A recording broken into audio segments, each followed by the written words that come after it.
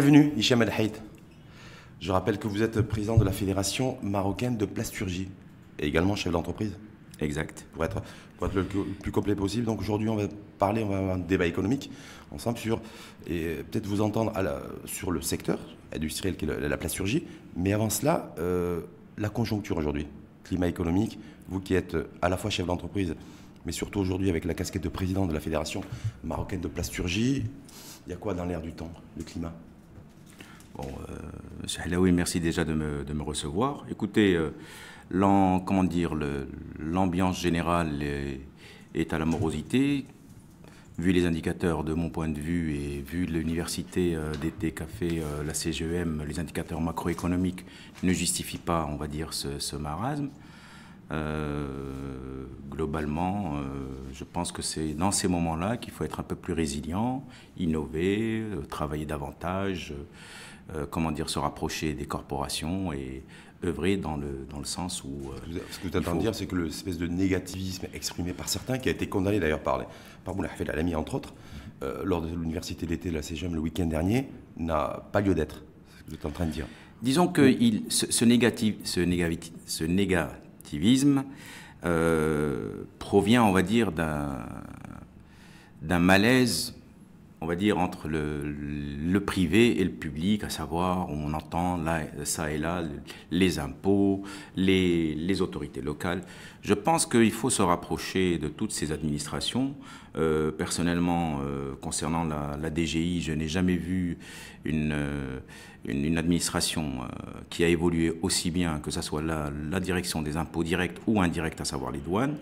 C'est des administrations qui ont énormément évolué, où il y a un débat et une démarche consensuelle avant d'arriver, on va dire, à une démarche conflictuelle. Personnellement, je viens de recevoir une notification. On disait qu'au vu des éléments apportés de la reconsidération du dossier, ils m'ont remboursé des impôts. Vous avez en tant que chef d'entreprise, une notification de la DGI, la Direction générale des impôts. J'ai eu un ATD, oui.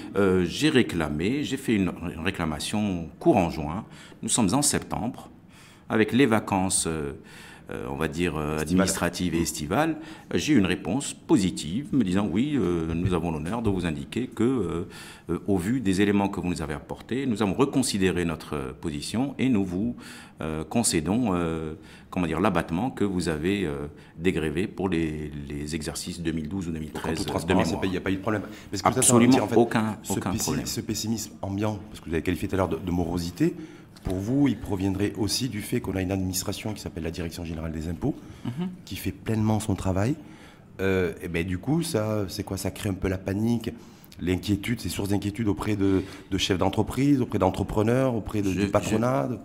Oui. Si l'on parle vraiment du côté volet, on va dire, contribution fiscale, je pense que le citoyen, le contribuable, se plaint non pas de l'impôt, mais se plaint du manque de vérification de gens qui devraient être plus vérifiés qu'eux-mêmes déjà contribuables. Je pense que... C'est-à-dire qu'il y a une forme de justice, en fait C'est une forme d'injustice. Oui, il y a un ressenti d'injustice en disant, bon, écoutez, nous, on paye déjà de l'impôt, qu'on soit contrôlé, il n'y a absolument aucun problème, c'est tout à fait normal.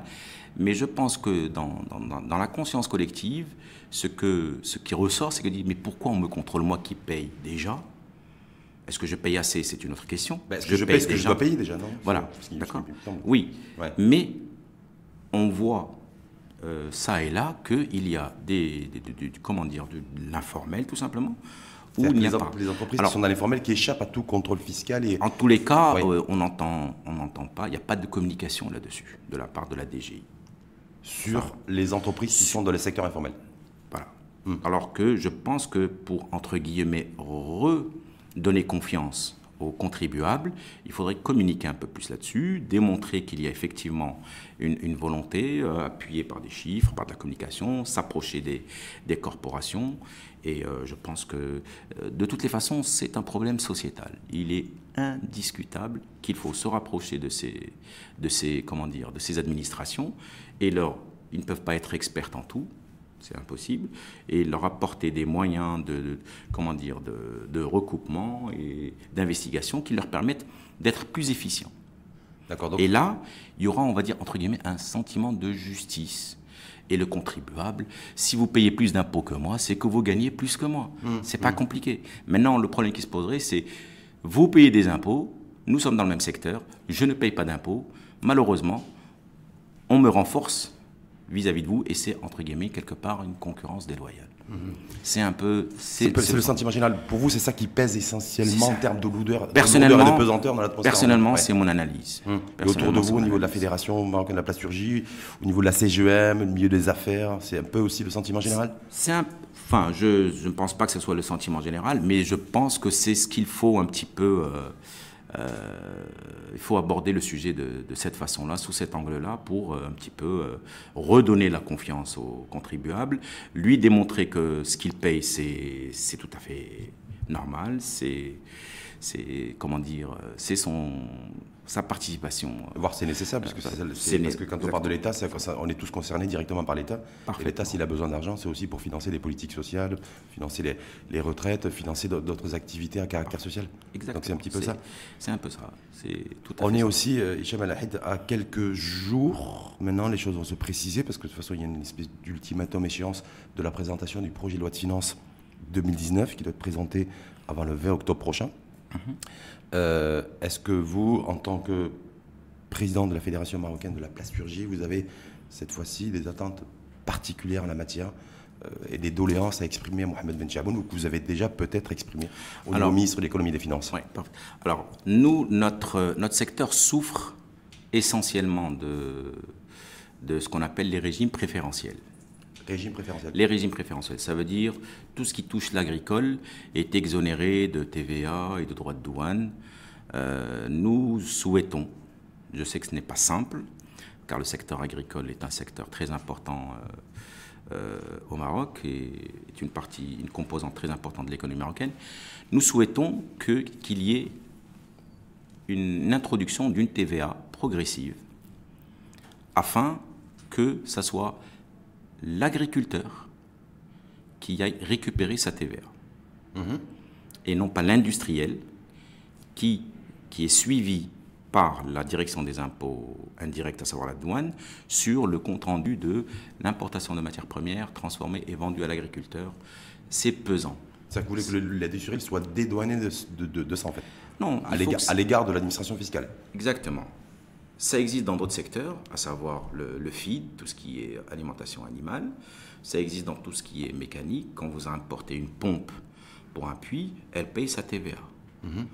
Et l'agriculteur, s'il la fait rentrer dans un cadre d'investissement subventionné, il récupère sa TVA ou il récupère sa subvention sur la totalité de l'investissement.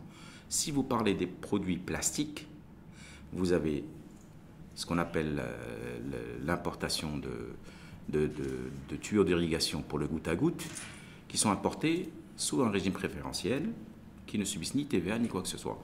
Vous avez comment dire, jusque-là, si c'est une application telle que le drip irrigation, donc l'irrigation goutte à goutte, ça ne pose pas de problème. Le problème, c'est que vous avez des acteurs de moralité douteuse qui importent des produits qui rentrent partiellement dans l'agricole et qui le détournent vers les BTP, qui les détournent vers d'autres secteurs. Et ça impacte sérieusement l'économie, l'industriel marocain, dans le sens où, lui, quand il vend à l'industrie telle que le BTP, il doit payer sa TVA, il doit déclarer ta TVA, alors que l'agricole, non. Donc vous voulez plus supporter la TVA, en fait? Nous voulons que la TVA soit récupérée par l'agriculteur. Et non pas par l'industriel. Donc, en fait, vous ne demandez pas une exonération fiscale. Nous demandons simplement un transfert. Nous demandons. La charge de la TVA. C'est difficile. Sur l'agriculteur. C'est difficile. Oui. Pourquoi? C'est quoi le discours des pouvoirs publics là-dessus? C'est qu'il n'y a pas les moyens. Premièrement, il n'y a pas les moyens humains pour pouvoir mettre une délégation fiscale dans chaque région pour pouvoir les récupérer. Moi, je dis qu'il faut le faire progressivement. Et ça représente quoi l'enjeu économique pour vous industriels? Le fait de ce jeu d'écriture de TVA, voilà. Aujourd'hui, selon nos estimations, il y a à peu près 500 000 tonnes de produits manufacturés qui rentrent au Maroc. Ouais. D'accord. 500 000 tonnes de produits manufacturés, c'est-à-dire transformés. Transformés. Ouais. Pour l'essentiel, c'est l'agriculture, le BTP, il y a bien entendu le textile et tout ça. Donc nous, si jamais vous mettez une barrière, pas une barrière, si vous appliquez la loi tout simplement, à savoir que toute TVA doit être récupérée par le concerné, de facto, il y aura déjà une concurrence plus loyale, il y aura plus d'éthique dans la démarche commerciale et sociétale, et de facto, ça va booster le secteur. Parce qu'il existe malheureusement des distorsions qui échappent malheureusement aux institutions. Je vous donne un exemple simple. Vous importez aujourd'hui du PVC, une résine, donc une matière première. Du PVC. Voilà, du PVC. Oui. Vous l'importez, vous la transformez localement. Mais sur la matière première, si vous l'importez des États-Unis, si vous l'importez de l'Europe, vous payez un droit anti-dumping. Par contre, vous importez une canalisation en PVC où le prix de la matière première représente minimum 80% du prix global, du prix de revient de la canalisation, vous payez zéro. Mieux, vous l'importez en régime préférentiel.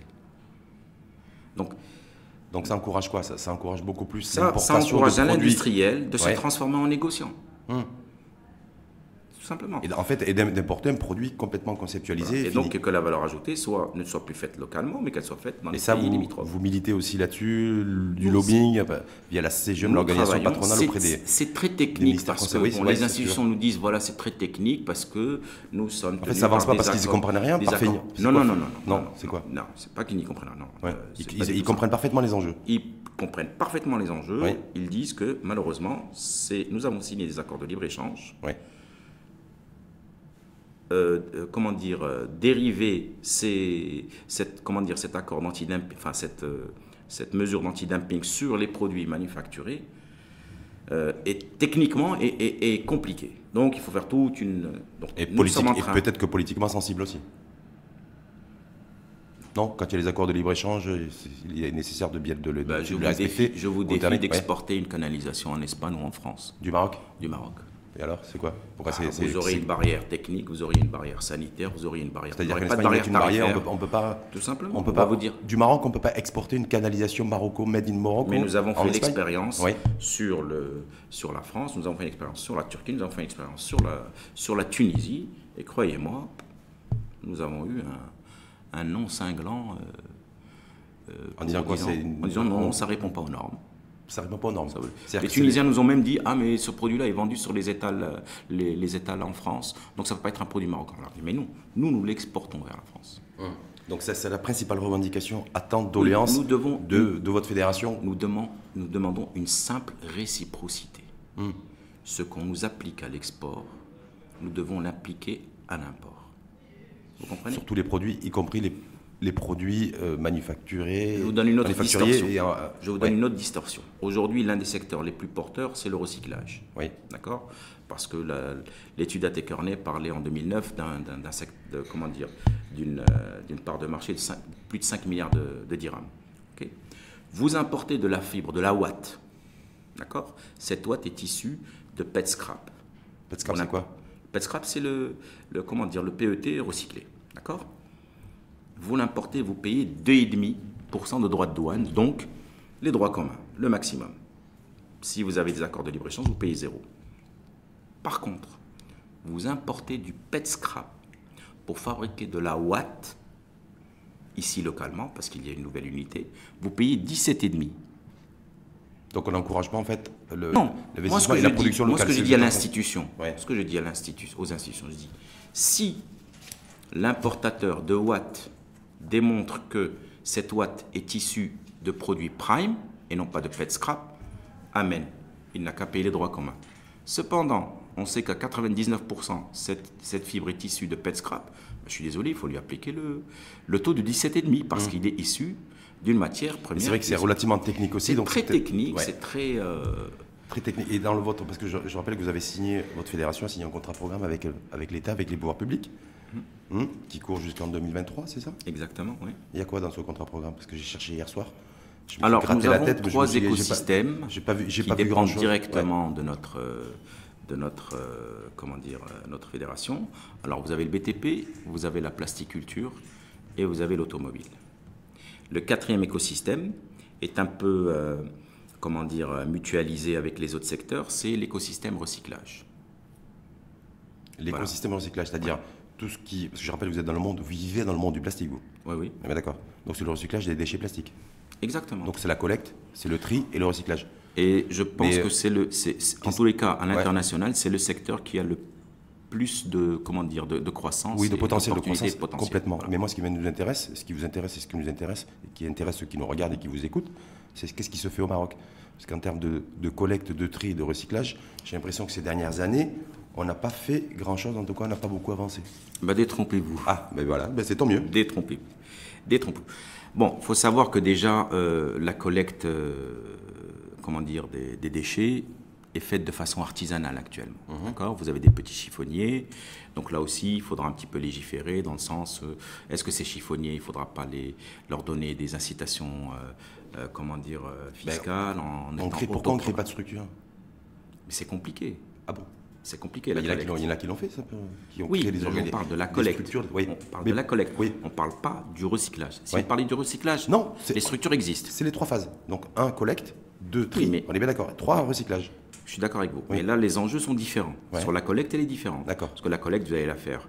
Idéalement, il faut la faire en amont, à savoir à la sortie du foyer, ouais. en réglementant les différentes poubelles, à savoir poubelles produits plastiques, le bois, verre, biologiques et bois et verre. Mmh. Voilà. D'accord ? Ça, c'est la première chose. Donc ça, c'est une propriété, on va dire, des gens qui ont une concession sur la collecte des ordures ménagères. Ouais. D'accord ? C'est de leur responsabilité.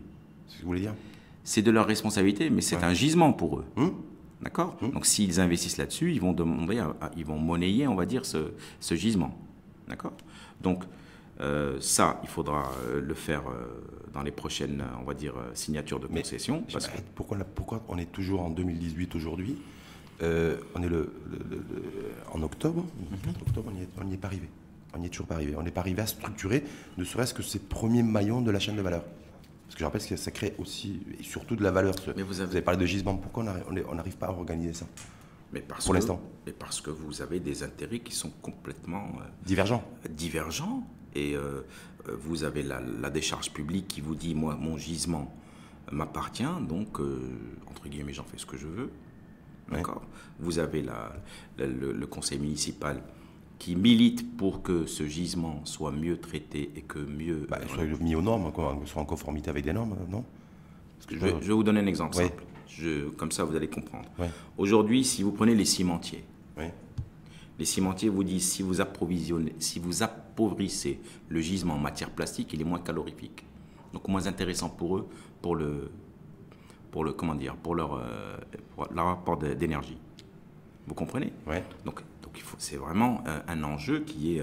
donc en fait, c'est très morcelé. Chacun a ses intérêts. C'est pas morcelé. Défend sa citadelle. Et pour ce faire, nous nous sommes rassemblés toutes les corporations sous la COVAD. Et cette COVAD, vous avez les cimentiers, vous avez les gens de l'industrie plastique, l'industrie papier, l'industrie métallique. Et nous sommes en train de... Nous ne sommes pas d'accord sur tout, mais au moins, nous nous sommes rassemblés en une entité qui va traiter de ce problème-là. Pour travailler sur la collecte et ensuite le tri et le recyclage. Sur la revalorisation du déchet de façon générale. D'accord, donc le déchet plastique, dans tout son ensemble, toute la chaîne. Toute la chaîne. Voilà. Et ça, il y a une échéance, il y a un peu de visibilité là-dessus. On se dit, ce que nous avait annoncé Zéro Mica il y a 3 ans, et puis il y a toujours des Mica. On va y revenir. Zéro Mica, c'est une chose. Oui.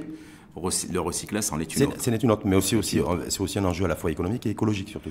Donc c'est juste dans ce sens. Non. Le Zéro Mica, c'est pas le recyclage. C'est un enjeu écologique, c'est de diminuer le nombre de sachets plastiques, me semble-t-il. Je parle sous votre couvert, pour militer et réduire la pollution environnementale. Je ne sais pas si vous lisez la presse, qu'aujourd'hui, Zéro Mica, effectivement, nous avons nous-mêmes milité pour que ce secteur-là, soit le sachet à bretelles ou le sachet en bout de caisse, soit réglementé. Nous avons parlé au début d'épaisseur, nous avons parlé d'oxo-biodégradable, on a parlé de dégradable. Et finalement, il y a eu une mesure qui a été prise, plus de production de sacs bretelles au Maroc. Sur l'ensemble du territoire. Mais il faut... il y en a vous ne pouvez toujours. pas prendre une décision aujourd'hui et avoir... 100% de résultats. C'est impossible. D'accord. Donc, nous avons commencé avec le MCI. Le Le MCI, prend... Le ministère du Le commerce et l'industrie, ouais. a pris des mesures où il a commencé un petit peu à contrôler les importations, l'utilisation des matières plastiques qui sont utilisées.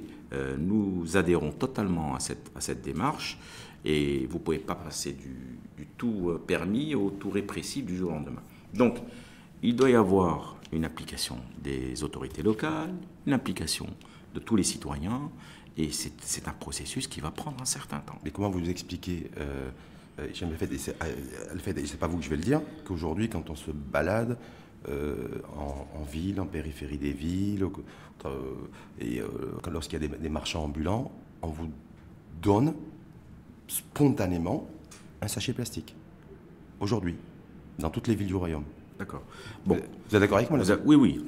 C'est là, je ne me suis pas trompé, j'ai bien lu la presse. Je vous dis, je Ouais. suis allé acheter des olives comme tout Casablancais à Marrakech. On me les a servis dans des sacs plastiques. J'ai bien fait la remarque. On vous l'a fait à vous, ça? Vous qui êtes président de la Fédération marocaine de la plasturgie. C'était pas bien. Ouais. Il me dit, donnez-moi une alternative. Effectivement. Alors, l'alternative, elle peut venir d'une façon graduelle et progressive. Il faudra développer des emballages. Pas cher, Voilà. c'est ça? C'est un problème, Accessible. c'est un problème de coût, en fait, Voilà, ça? exactement, c'est un problème de coût. Accessible et fonctionnel pour chaque, comment dire... Toutes les parties chaque prenantes. étape. Voilà, toutes les parties prenantes. Donc, on y arrive.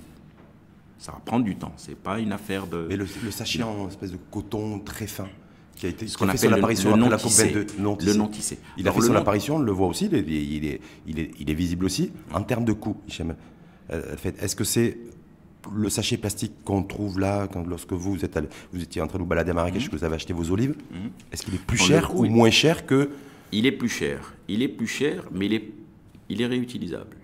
D'accord, ça c'est le gros avantage. Donc C'est il le est gros recyclable. avantage. Voilà. Non. Réutilisable. On peut s'en servir plusieurs fois. C'est-à-dire le citoyen, le consommateur Ouais. le réutilise. Il D'accord. en prend soin. Contrairement à... Le sachet On l'a plastique, tous lui, fait quand on était étudiant, quand on était allé faire nos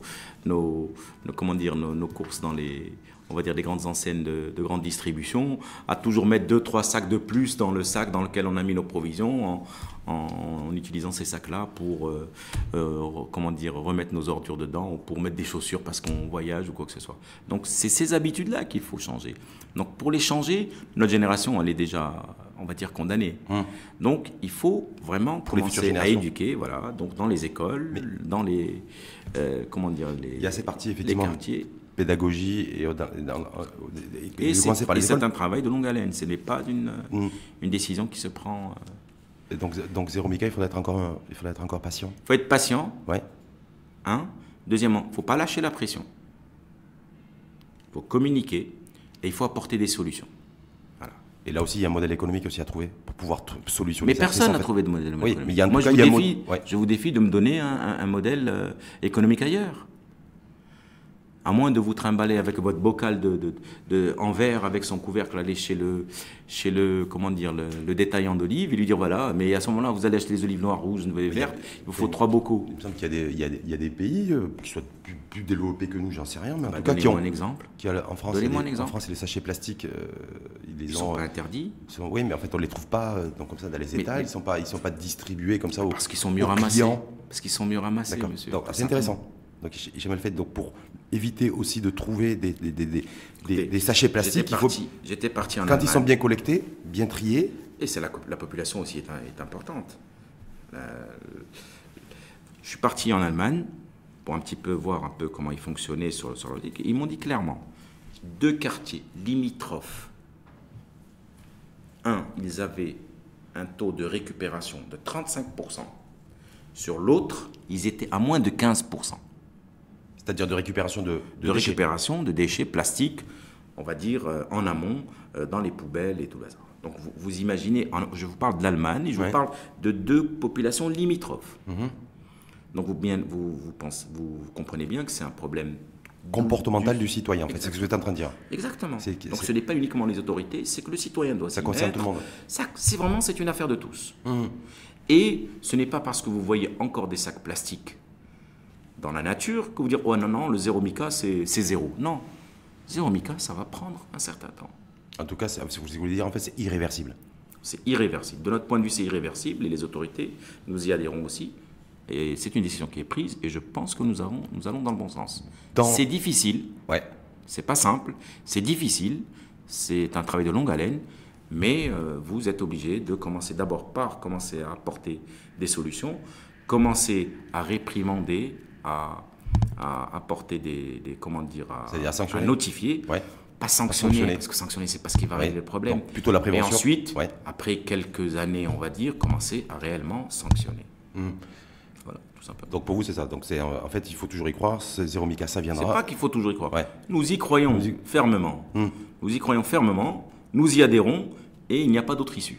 D'autres issues. Est-ce qu'il y a une issue aussi pour essayer de solutionner la problématique de l'informel dans le secteur, dans votre secteur, qui est l'industrie du plastique? Alors, si je vous dis, vous êtes certainement peut-être le secteur le plus informel du pays. Qu'est-ce que vous me répondez? Que je n'ai pas suffisamment lu la presse, non, que je suis pas, non, que mon propos est orienté. L'étude Attekerney fait ressortir un taux de 30%. Ouais, un tiers de c'est énorme. 30%, de votre point de vue, c'est énorme. Ça paraît énorme. Ça paraît énorme. Mais aujourd'hui, ce secteur-là était essentiellement nourri par les producteurs de sacs plastiques. Donc je suis curieux de savoir aujourd'hui de quel taux on parle aujourd'hui. Vous pensez qu'on est en deçà de 30% aujourd'hui? Largement. Parce que maintenant, il faut savoir une chose. Qu'est-ce que l'informel? Dans votre secteur, c'est quoi l'informel? Je me pose la question, c'est quoi l'informel? Est-ce que l'informel... Sachant que vous avez 70 000 tonnes de matières premières qui rentrent au Maroc, donc elles sont importées, d'accord, transformées, donc elles ne peuvent pas échapper à l'administration des douanes.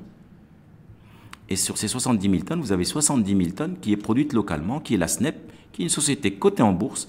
Et je vois mal la SNEP vendre de la matière première au noir, pour le secteur informel. Donc, qu'est-ce que c'est que l'informel? Donc, ça se passe comment? Qui fait l'informel alors? Mais je vous renvoie la question. Non, mais vous, c'est quoi l'informel? Est-ce que l'informel... Est-ce que c'est les usines dans des garages, dans des quartiers périphériques, qui travaillent en sous-sol et qui produisent avec des machines du sachet plastique? C'est un petit peu... On m'a dit que ça existait. Aujourd'hui, ça n'existe plus. En tous les cas, ça existe de façon homéopathique. D'accord. Donc l'informel, grosso modo, le tiers, même si ça a été réduit de la part de l'informel dans l'activité de la plasturgie, il provient d'où alors? Est-ce que c'est des entreprises aussi qui ont pignon sur rue, qui ont une partie de leur activité aussi informelle? Je vous renvoie la question. Il faut qu'on définisse l'informel. L'informel, de mon point de vue, c'est on achète une matière au black, on la transforme au black et on la vend au black. Ouais. Alors, la question, c'est impossible d'acheter une matière au black. Puisque lorsqu'elle arrive, puisqu'elle est importée, comment voulez-vous l'importer au black? De la douane. À la rigueur, ce qui va échapper à l'État, c'est entre guillemets la plus-value que va faire l'opérateur économique en revendant une matière première à un transformateur. Cette plus-value ne peut excéder 7%, monsieur. Brut. Vous savez, il y a le marché est connu, donc vous ne pouvez pas dépasser une certaine marge. Donc, est-ce que c'est 7% de cette valeur ajoutée, de cette matière qui échappe à l'État? Peut-être. Mais la question qu'il faut se poser, c'est est-ce que la structure qui transforme cette matière première, est-ce qu'elle a les moyens pour travailler en ayant pignon sur rue? De mon point de vue, je dis non. Pourquoi? Premièrement, il n'y a pas encore de zone industrielle accessible. Donc le foncier est aussi un facteur. D'ailleurs, vous militez, je crois, dans votre contrat-programme d'avoir une zone industrielle aussi dédiée au plastique. Et une zone industrielle du plastique, à un prix accessible. Aux mêmes conditions que le plan émergence, il me semble, de mémoire. Oui, mais à un prix accessible, c'est encore là la grande interrogation. C'est si vous mettez une zone industrielle à 150 € le mètre carré, une industrie plastique, ça demande beaucoup d'espace. Si vous avez rien qu'en foncier, il vous faut 10 000 mètres carrés, il vous faut mettre 1,5 million d'euros. Rien qu'en foncier, il faut mettre les installations. Pourquoi vous ne demandez pas à Mohamed Metchaboun d'avoir aussi, dans cette démarche-là, une exonération fiscale et d'avoir des parcs comme ça industriels, peut-être dans chaque ville ou dans chaque région du pays, dans les 12 régions du pays? Je pense que ce n'est pas spécifique à la plasturgie. C'est spécifique à tout industriel. Non, mais on dit que plasturgie, c'est un peu d'informel, même si vous dites, définissez-moi l'informel, mais c'est aussi, vous véhiculez l'image, pas vous personnellement, en tout cas tout le secteur, au travers de vous, d'être le pollueur. Je m'excuse, monsieur Laoui. Ça, c'est la communication tels que les vôtres qui véhiculent cette image, où vous voyez la plasturgie par le prisme du sac plastique. Or, la plasturgie, c'est du médical, c'est de l'automobile, c'est du textile, c'est des produits de grande technologie, c'est vos lunettes, c'est énormément de choses. C'est le BTP, C'est ce micro là aussi? c'est ce micro, c'est cette moquette. Donc en fait, on est complètement imprégné, on est habité par le totalement plastique. imprégné par le plastique. Malheureusement, le Pourquoi il y a un mortel, focus comme ça? Pourquoi il y a un focus sur on associe parce industrie, qu'il y a- plastique, pollution, informelle? sac plastique noir qui se retrouve dans la nature parce qu'il est léger, qu'il s'envole et qu'il n'est pas ramassé par le chiffonnier parce qu'il a une très faible valeur marchande. Vous ne trouverez jamais de bouteille. La bouteille est ramassée. Parce que la bouteille fait entre 21 et 33 grammes suivant la capacité et qu'elle est revalorisée et qu'elle est bien vendue. Elle est monétisable, quoi. Voilà, elle est monnayable. Ouais. Voilà. Donc le sac plastique, il vous faut, je pense, plus de 300 sacs pour faire 1 kilo, donc ça ne les intéresse pas. Je vous défie de trouver un bout de ferraille dans la rue. C'est ramassé Ça par aussi, les ça a une chiffonniers, valeur parce que marchande. ça a une valeur marchande et donc c'est monnayable. Donc c'est uniquement ça, hein, ce n'est pas... Vous réduisez la plasturgie au sac plastique. Si on essaie d'élargir, parce que la plasturgie, Aujourd'hui, la plasturgie, Oui. l'emballage, aujourd'hui, nous sommes passés de 6,8 milliards de dirhams en 2009, nous sommes à plus de 14 milliards de chiffre d'affaires. chiffre d'affaires du secteur. Vous êtes passé de 6 De 6,6 suivant à Techerney en 2009, ce Ouais. que fait ressortir l'étude. à 14 milliards aujourd'hui, 14 milliards. avec l'ambition de passer Avec- à 23 en 2020. à 28. À 28 en 2023. Voilà. D'accord. Donc de doubler d'ici 2023. Doublé en 2023. 5 ans. Dans 5 ans. Vous allez faire comment pour doubler dans 5 ans le Ben, chiffre d'affaires? vous prenez ces mesures-là, les mesures des régimes préférentiels, Oui. vous légiférez là-dessus, vous mettez des barrières techniques, tout simplement, pour défendre et le consommateur et l'industriel. Et croyez-moi, le recyclage aussi. On peut y arriver là-dessus? Clairement. Parce que, Le en fait, ce que recyclage, vous êtes en train de dire, on en parle fait, de plus de 5 milliards de Oui, mais là, dirhams. si vous permettez, vous êtes en fait simplement de dire qu'aujourd'hui, le secteur a fait un bond de 6 milliards de dirhams de chiffre d'affaires en 2008, c'est ça? 2009, oui. 2009, 14 milliards. C'est l'étude à Techerney qui a fait ressortir ces L'étude chiffres. officielle, en fait, on est sur les chiffres Exactement. officiels. 14 milliards de dirhams aujourd'hui, et avec l'ambition de passer à 28 milliards, c'est-à-dire x2, à l'horizon 2023. Exact. C'est la même étude. Hein. Et parallèlement à ça, pour y arriver, vous êtes en train de me dire qu'en fait, le Maroc va se barricader pour vous faire plaisir. Du tout. Ah, c'est ça que vous êtes en train de dire. Vous faites Pas du tout. du Trump en format double XL, c'est-à-dire des mesures de sauvegarde, Alors, des mesures de sauvegarde, des mesures de sauvegarde. je pense qu'on s'est Mal on compris. s'est mal compris. Oui. Totalement mal compris. D'accord. Moi, je vous dis, est-il normal qu'on subventionne un produit importé, subventionné, j'ai bien dit subventionné, un produit importé alors que ce produit est fabriqué localement? Ça, c'est ma première question. Deuxièmement, est-il normal qu'on importe des produits sous régime préférentiel pour l'agriculture, jusque-là, on est d'accord, mais que ces produits-là sont détournés pour d'autres secteurs?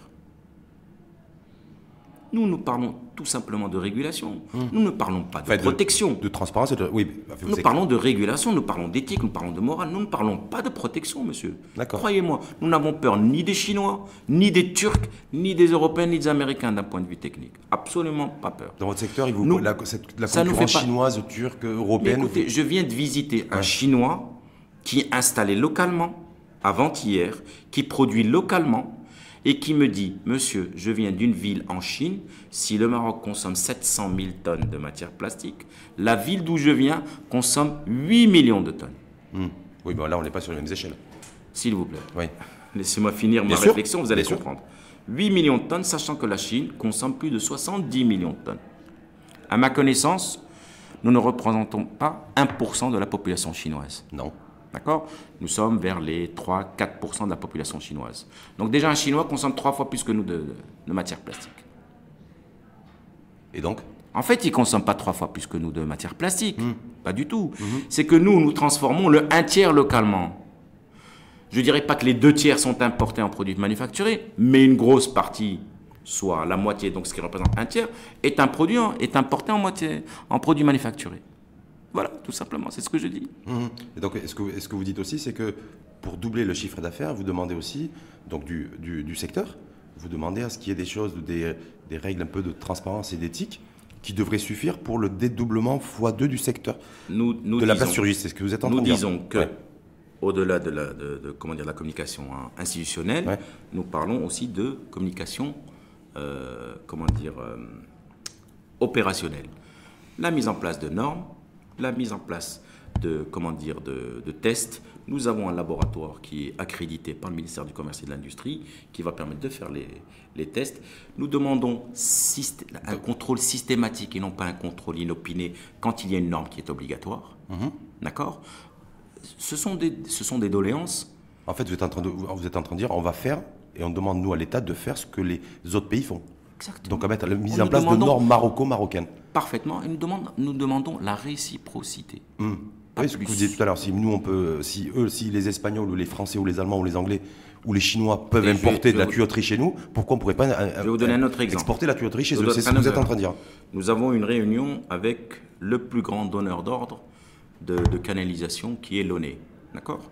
L'ONE n'a pas consulté le secteur, a catégorisé un produit qui est ce qu'on appelle un PVC bi-orienté ou orienté. Là encore, il y a des choses à clarifier avec cet organisme. Et à l'issue de la réunion, ces gens-là nous disent, bon, à terme, étant donné que ce produit est moins cher, à terme, vous allez disparaître dans les 4 ans. Ils disent ça à un secteur qui est l'association du BTP, qui représente pratiquement 30 ou 35 000 emplois. Ils leur disent, vous allez disparaître. Or, ce produit-là que l'ONE a, entre guillemets, approuvé, il n'y a pas suffisamment de retour d'expérience sur son application en Europe. Deuxièmement, les opérateurs industriels dans ce secteur sont prêts à investir, mais la question est de savoir, investir 10 millions d'euros sur un nouveau produit qui n'a pas encore fait ses preuves, est-ce que cet investissement serait rentable et serait efficient? Et c'est un petit peu, je veux dire, c'est pas des injustices, mais c'est ce discours qui vous dérange, qui nous dérange bien clairement. On aurait souhaité que cet organisme s'approche du secteur, de votre fédération, et notre association, parce que c'est une association bien particulière qui fait partie de la fédération, discute disant voilà, il y a et d'un commun accord sortir avec une feuille de route qui va effectivement. Mais ce qui est plus dérangeant, c'est que l'ONE, c'est une entreprise étatique qui est nourrie par, on va dire, l'impôt du contribuable. Qui paie sa facture d'électricité et d'eau. D'accord. Et vous prenez cet impôt, vous le donnez à un produit qui est importé. C'est ça aussi qui nous Vous êtes très nationaliste, non ? C'est pas une question d'un nationaliste. Est-ce que j'ai l'impression depuis tout à l'heure, mais je suis marocain. C'est votre droit. Écoutez, votre droit le plus absolu. Je suis marocain. Non, je me dis dans la mondialisation. J'ai vécu depuis 15 ans en France. Est-ce qu'on peut je suis rentré au début des années 2000. Et croyez-moi, ça a été la meilleure décision que j'ai prise. C'est vrai, mais je vous assure. J'ai pris 20 kilos. C'est tout ce que je regrette. Mais croyez-moi, c'est la meilleure décision que j'ai prise dans ma vie. Je voulais une petite question aussi sur parce qu'en travaillant en préparant l'émission d'aujourd'hui, je suis tombé sur un chiffre qui m'a interpellé. Parce que dans le contrat programme donc, qui a été signé avec l'État et la Fédération marocaine de la plasturgie, vous visez un taux d'intégration, parce que c'est à la mode aussi, c'est extrêmement important aussi en termes d'enjeux, de la plasturgie made in Morocco, 100% marocaine, dans le secteur automobile à hauteur de 60%. C'est bien ça, j'ai bien lu? En plasturgie? Oui.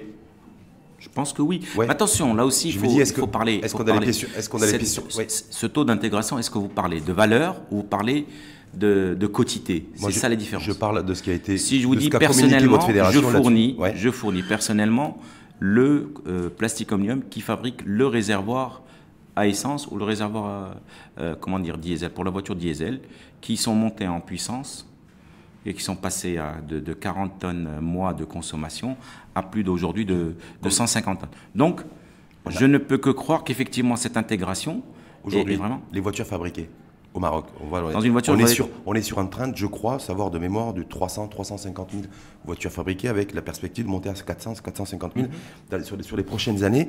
Et derrière, ça va renforcer la position du Maroc sur le secteur automobile.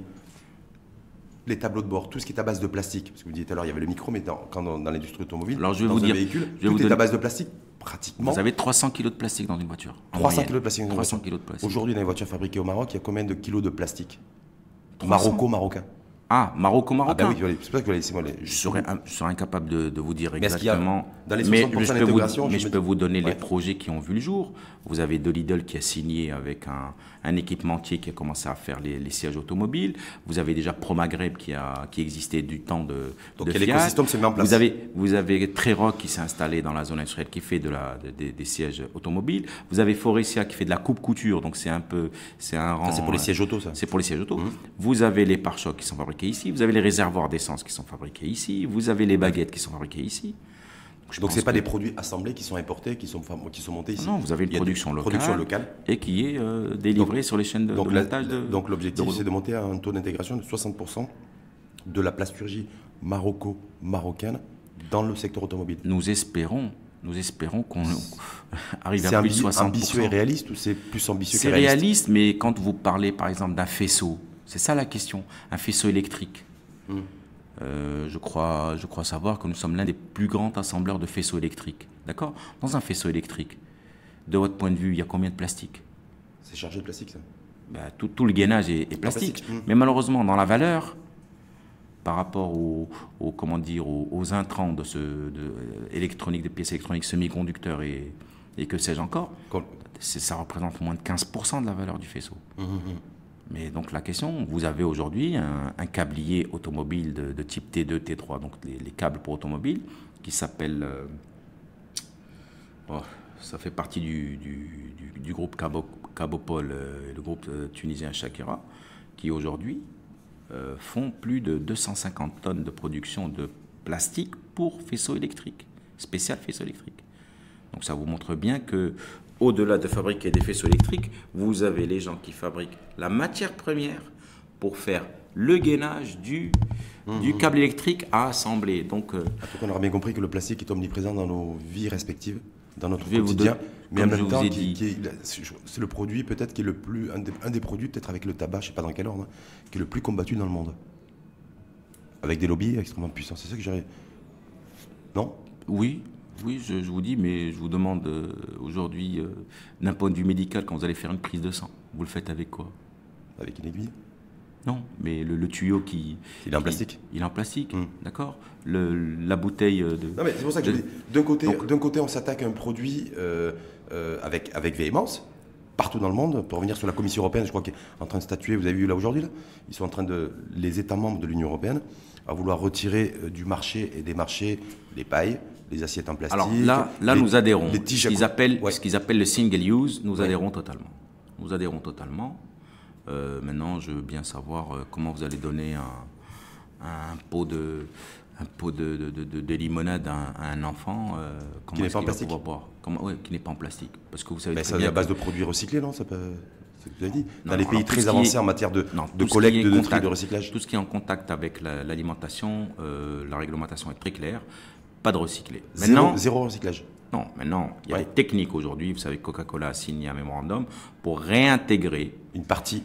Pas une partie. La totalité. À terme, réintégrer l'essentiel dans son process de fabrication de bouteilles du PET régénéré et qui devient food contact. Maintenant, il y a des techniques où vous avez des sandwichs, où vous avez 10% de prime, 80% de recyclé, 10% de prime. Ce qui fait que le recyclé n'est pas en contact avec le... Est-ce que nous, on va prendre le chemin de la Commission européenne, en fait, de la décision de la Commission européenne et de l'Europe de vouloir retirer du marché l'interdiction des cotons-tiges, des assiettes, des pailles en plastique, des tiges pour ballons aussi en plastique? Est-ce que nous, on est sur zéro mica, est-ce que là, du coup, on va aller sur les cotons-tiges et sur les pailles? Si le marché est, mature, ça se fera de facto. Ça va se faire de facto.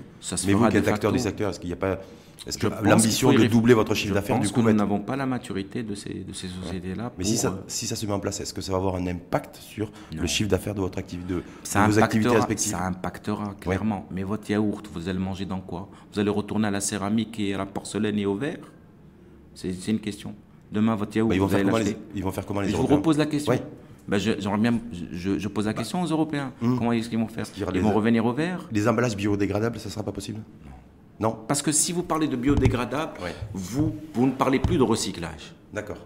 Mais il va bien falloir trouver une solution. S'ils retirent les pailles, vous savez, pour boire une boisson... Vous savez, boisson ou un soda, il y a des visées. Moi, de mon point de vue, il y a Ouais. des visées politiques, étant donné qu'aujourd'hui, les débats gauche-droite ont montré leurs limites. Donc, il faut un petit peu Détourne un peu le débat. détourner un peu le débat, Parce qu'il se parler dit- d'écologie, parler. Mais quel est l'impact d'une paille? Moi, j'aimerais bien connaître quel est l'impact d'une paille. L'impact d'une paille ou le retrait de la paille sur le marché. Je vous parle de du paysage. la paille en elle-même. Quel est son impact sur le... Qu'est-ce que comment- ça pèse une paille? Quel est le nombre de pailles qu'on utilise? Selon certains experts internationaux, ils considèrent que la réaction et la position de l'Europe et de l'Union européenne sur ces questions-là, en fait, se veut une réponse aussi. Vous avez fait référence à la Chine tout à l'heure, un pays a priori que vous connaissez bien, la Chine qui depuis quelques mois ne veut plus et ne reçoit plus les déchets du monde. Et que donc du coup, les Européens, entre autres, ils sont obligés de trouver une solution pour réduire la production de déchets. Donc alors, voilà, alors ils y voient une espèce de corrélation entre d'un côté la Chine qui ne veut plus être la poubelle du monde, ne plus recevoir, collecter et c'est trier un petit peu les déchets qui proviennent de la planète, et d'un autre côté les Européens qui se sont dit bon voilà, maintenant que la Chine ne veut plus et qu'il n'est pas question pour nous en tout cas. Est-ce que vous parlez de déchets plastiques? Ouais, de déchets plastiques, de déchets tout court et de déchets plastiques en particulier. Non, donc c'est pour ça qu'ils voudraient retirer le commerce. Ce n'est pas, monsieur Alaoui, ce n'est pas le fait de demander que les déchets ne soient plus. C'est que les accords de Bâle 3 aujourd'hui deviennent applicables. D'accord. Et ce sont des accords qui ne datent pas d'hier, enfin qui ne datent pas d'aujourd'hui, il y a un certain temps. Aujourd'hui, on vous demande une certaine traçabilité, ce qui est différent, sur le produit à recycler.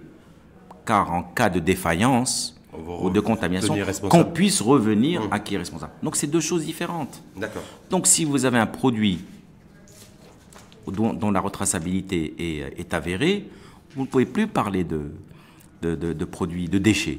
Il n'est plus possible d'en parler. Donc c'est pas le fait que la Chine ait fermé ses portes et ne veut plus accueillir de déchets, ne veut plus être la décharge en tout cas mondiale. Non, croyez-moi, l'avenir du plastique, c'est d'arriver à un taux de réintégration, de recyclage maximum. Et c'est comme dans toute l'industrie, là on sera dans un cercle vertueux et non pas... Et Cheb El Had, juste dernière petite question Oui, qui est d'actualité d'ailleurs et par rapport peut-être aussi qui peut un avenir aussi par rapport au secteur du plastique matière première et puis nous consommateurs finaux, on est actuellement sur un trend haussier du baril de pétrole et je crois savoir ma petite cervelle au travers de ma petite cervelle que le plastique est un dérivé du pétrole. Exact. C'est ça. Le plastique est essentiellement produit à partir d'éthylène qui est lui-même un dérivé du pétrole. Aujourd'hui on est à 84 $. Ce matin, en tout cas, ça veut dire quoi? Ça veut dire que suivant notre expérience, si ça continue à monter, suivant notre expérience jusqu'à la crise de 2008, il y avait, on va dire, un impact direct sur les matières plastiques dès qu'il y avait une hausse du baril. Étant donné qu'il y avait une hausse du baril, il y avait une hausse de l'éthylène. De facto, il y avait une hausse structurelle qui était expliquée et acceptée de tout le monde. Aujourd'hui, vous avez deux phénomènes qui font que cette corrélation n'est plus d'actualité. Vous avez d'abord le shale gas, le shale gas qui est une alternative en fait qui est une alternative très sérieuse pour l'or noir, pour la production de matières plastiques. Et nous avons vu le baril augmenter, les matières descendre, et inversement, le baril descendre. Une espèce de dérèglement vers Donc, nous continuons à croire que c'est plus l'offre et la demande qui régulera notre secteur plutôt que les coûts structurels, à savoir. Donc, même si on a un pic du baril de Brent nous pouvons avoir un baril à 140 $ et avoir une matière plastique qui descend, et inversement, nous pouvons avoir un baril de pétrole à 40 $ et avoir une matière plastique qui explose. Donc, il n'y a rien de rationnel. Aujourd'hui, personne, je suis curieux de connaître l'expert qui peut vous dire voilà, ça va augmenter de temps, donc les plastiques vont augmenter de temps. Parce que nous avons vu des études qui sont arrivées en 2006, 2007, disant qu'il va y avoir un tsunami de matières plastiques avec les capacités qui sont installées au Moyen-Orient et que les matières plastiques vont vraiment dégringoler. Nous les achetions à l'époque entre 550 et 600 €. Aujourd'hui, nous sommes au double. Et pourtant, le tsunami a bien eu lieu, mais ce n'était pas un tsunami, c'était une croissance normale, une consommation normale. Et la production a été absorbée par les demandes de point de vue international. Donc, c'est très très difficile de pouvoir dire est-ce que le baril de pétrole impactera directement. La matière première et le plastique. Parce qu'aujourd'hui, on se dit aussi, étant donné que l'énergie fossile est de moins en moins demandée dans les transports avec l'arrivée des produits électriques, des voitures électriques, hybrides, tout ça, donc nécessairement, il y aura une plus grosse partie du pétrole qui sera dédiée à la production de matières plastiques. Donc, de facto, la matière plastique va baisser. Parce que nous, ce qu'on sait, c'est que... Franchement, c'est très compliqué. Si je pouvais vous dire ce qui se passerait, croyez-moi, je ne serais pas là ici, je ne serais pas président de la fédération, je serais expert chez ExxonMobil ou chez... en tout cas, demain. Mais juste sur la facture énergétique et sur la part de l'énergie dans votre activité. C'est intéressant de parler de ça, parce que nous, effectivement, quand le baril grimpe, on a une dépense incompressible qui est la facture énergétique. Nous subissons, effectivement... Ouais. Là, oui, là, de ce point de vue-là. Bon, en moyenne, je pense que l'énergie, suivant l'application... atteint 20% au grand maximum sur l'impact du prix structurel du produit manufacturé chez nos industriels. Maintenant, quand vous parlez de protection, j'aimerais bien rebondir là-dessus et vous dire, voilà, est-ce que c'est normal que vous acceptiez l'importation de produits manufacturés, sachant que l'énergie que paye le transformateur dans le pays exportateur est moins chère ou subventionnée par rapport à l'énergie que vous, transformateur ça, du c'est même pas produit. de leur faute non plus, hein, non. S'ils ont une énergie moins chère, tant mieux pour eux. Oui, mais je sais pas, non. Je sais pas. Vous n'êtes pas d'accord avec ça? Non, je parle d'énergie subventionnée, pas moins chère. Non, je ne vous parle pas d'un producteur d'énergie. Oui. Je ne parle pas de l'Arabie. Ou non, je parle pas de l'industriel et autres qui effectivement bénéficient du soutien de son État en question sur l'énergie.